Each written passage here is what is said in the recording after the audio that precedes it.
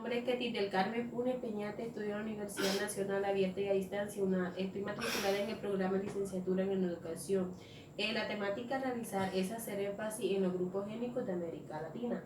Los grupos étnicos de América Latina sufrieron desde la década de la colonización, donde se enfrentaron a grandes batallas para poder subsistir y mantener su acervo cultural.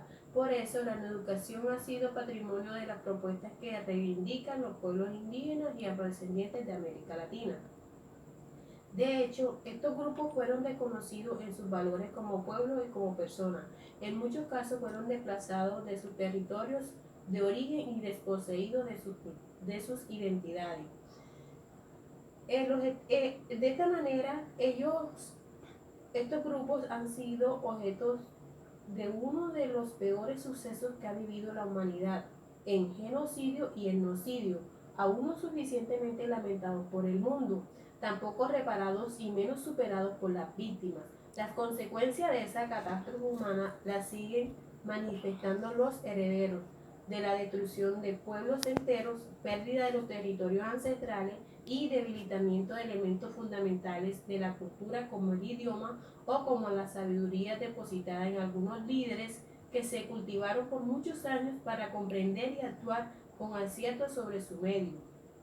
De hecho, este debilitamiento cultural ocasionó sometimiento en lo económico, político, social y espiritual, y determinó una invalidez y desconfianza en los propios valores, donde se le facilitó un proceso aculturizante en contraposición a un intercambio recíproco entre estas culturas. Por eso, los estados de América Latina y el mundo han reconocido constitucionalmente el carácter multicultural y plurilingüe de sus sociedades, el derecho a la diversidad y a la apertura a la participación comunitaria en acciones educativas, donde en 1976 el Estado colombiano se refiere por primera vez a la necesidad que la educación de las comunidades indígenas tenga en cuenta las lenguas y las culturas de cada una de ellas, al igual que el conocimiento proveniente de otras culturas, apropiando a sus necesidades y medios. De esta manera, las sociedades multiculturales como las que se caracterizan los estados latinoamericanos, es importante tener claridad acerca de la manera como se entiende y se vive la interculturalidad. Este interés de los estados se convierte en un reto para las sociedades latinoamericanas, que ven con preocupación las corrientes xenóficas del mundo contemporáneo y que por haber sido ese mal en la reciente historia con presencia en las relaciones actuales, desean un mejor futuro para las nuevas generaciones. De esta manera, la educación interculturalidad bilingüe es una modalidad educativa que propende porque los grupos o las poblaciones identificadas culturalmente tengan el derecho a ser formadas en sus propios valores lingüísticos, sociales, económicos, históricos, políticos y religiosos. De hecho, este planteamiento pedagógico parte de ese reconocimiento y establece la necesidad de tener unos referentes externos a esos valores para poder convivir plenamente dentro de un mundo globalizado.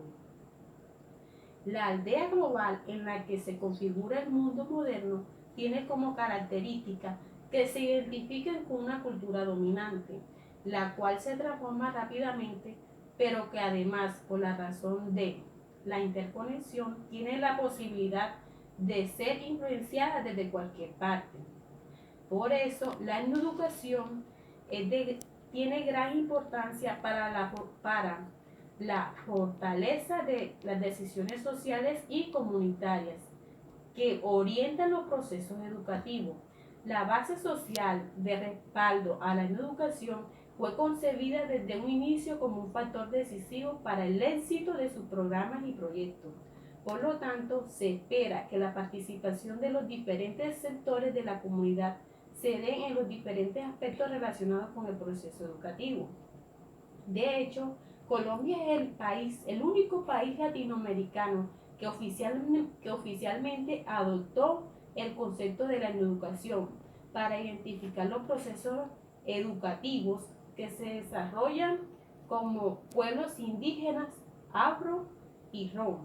Con base en el enfoque etnoeducativo, inició la ejecución de proyectos experimentales que valoran la cultura propia mediante la implementación de programas bilingües y biculturales. Muchas gracias y buenas noches.